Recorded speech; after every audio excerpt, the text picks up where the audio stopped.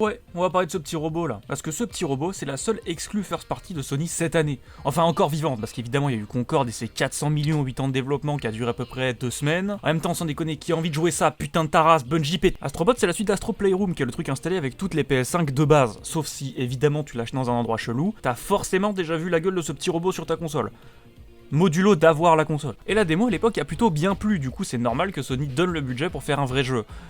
Non, pas du tout. Genre ça sort de nulle part. Personne s'y attendait, personne le demandait, mais en fait on l'a tous eu, on est tous super contents. Sans déconner, regarde ça de gueule. Mais au-delà de ça, c'est aussi censé être une célébration des 30 ans de la marque PlayStation, avec ses milliards de licences qui s'efforcent à jamais utiliser, à laisser crever dans le fond d'un tiroir. Et bah là on peut toutes te les montrer. Regarde cette licence, comment elle était bien. Elle est faite par un studio qu'on a fait fermer pour faire Concorde. T'es content, hein? Il y aura jamais de suite. Mais regarde, il est là. T'es trop content, hein? Bref, Astrobot c'était quand même un jeu qui avait un minimum de poids sur les épaules. Pour un petit jeu à la con, il aurait pu avoir moins de pression que célébrer une licence et accessoirement faire oublier un mort. Et bah c'est réussi, puisqu'à peine sorti le jeu a déjà topé absolument toutes les notations possibles sur tous les sites possibles, qu'absolument tous ceux qui ont joué vous diront que c'est un GOTY Contenders. Mais du coup, pourquoi tout le monde l'encense ce putain de jeu? Qu'est-ce qu'il a de plus? Pour la faire très simple, tu prends Mario Wonder. Mario Wonder, tu rentres dans un niveau, le niveau il est joli, c'est super, c'est Mario, on s'amuse, vive Yoshi, tu chopes ta fleur, et là ta fleur elle te donne un pouvoir spécial qui te twist le niveau. Exemple, tu rentres dans un monde avec plein de tuyaux. Tu ramasses la fleur et il se passe un truc avec plein de tuyaux. C'est cool hein, mais ça induit deux défauts. Le premier c'est que selon la topologie du niveau, tu peux largement t'y attendre. Genre les tuyaux. Le deuxième, c'est que du coup, tous les twists viennent de la même manière. Tu rentres, tu chopes ta fleur, et là, t'es surpris. Et du coup, tu t'attends à être surpris, donc ça marche moins bien. Astrobot, c'est le contraire. Il va jamais te dire quand il va te surprendre, mais il va le faire systématiquement. T'es là, tu ramasses un bonus, oh, trop marrant, je suis une bille de métal,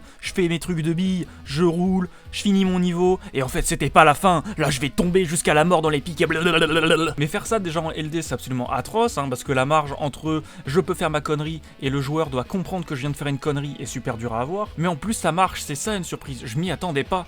Moi je pensais à la fin du niveau, j'ai déjà été bien nourri avec ça. Mais non, tu me rajoutes une descente, et derrière tu te permets de flex en faisant tomber 10 milliards de diamants du ciel. Petit bâtard. Mais oui, je la peine à invoquer, mais comme tout bon jeu de plateforme, il y a des power-ups, t'as des super points, tu deviens une bille de métal, tu deviens un missile chien chelou, tu ralentis le temps de bâtard. Et ça peut paraître con, mais ne serait-ce que la mécanique de ralentissement du temps est assez folle. Déjà parce que l'aurait peut-être permis à Concorde de vivre un peu plus longtemps, mais surtout parce que, genre, les trucs vraiment ralentissent vraiment. Ils vont vraiment à une vitesse folle, ils sont prévus pour que tu passes dessus et tout. Bon, l'ado, il sait que tu peux le faire sans le ralentissement du temps parce que c'est mal branlé, mais il faut quand même être très très chaud. Mais du coup, pourquoi on fait tout ça? C'est quoi la narration de ce jeu? Et bah, y en a pas, c'est tu te balades dans l'espace avec ton super vaisseau PS5, et là t'as Jim Ryan, il arrive, il te bolosse le cul, et en fait faut sauver ton vaisseau PS5. C'est tout.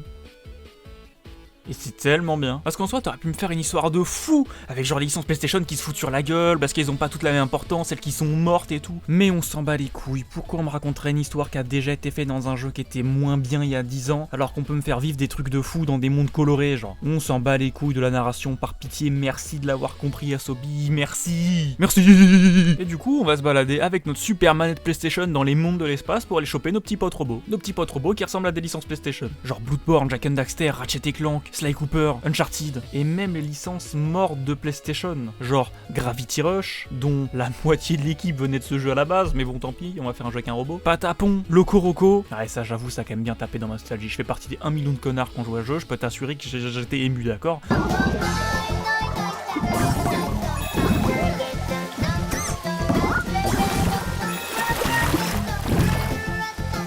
Putain, Loco Roco c'est pas mort. Mais au-delà de ça, on a une tornade de fric.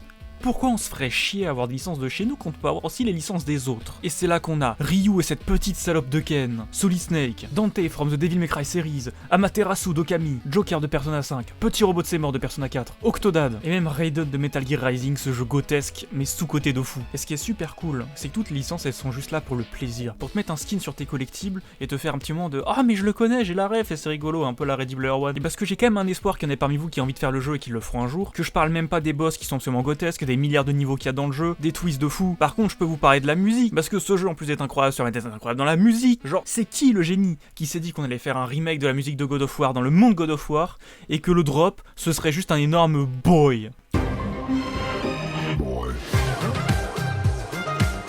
T'as tout mon respect, mais... Enfin bref, Tout est trop bien, du LD à la musique, au graphisme, aux idées, au niveau secret, tout est trop bien. Mais je vais pas en parler parce que il y a un monde où vous avez pas fait ce jeu parce qu'il s'est mal vendu et qu'en fait vous allez quand même le faire plus tard quand il sortira pas sur PC. Mais c'est un jeu incroyable, c'est un réel GOTY Contenders et ça fait plaisir de voir qu'on suit cette mode de faire des jeux à la PS2 comme Hi-Fi Rush ou Astrobot. Ça me redonne espoir parce qu'on a des jeux centrés sur le gameplay qui soient bien plus cool plutôt que de me faire des murs de texte. Enfin bref, c'était trop bien, bisous sur ce, je retourne sur le gacha du jeu.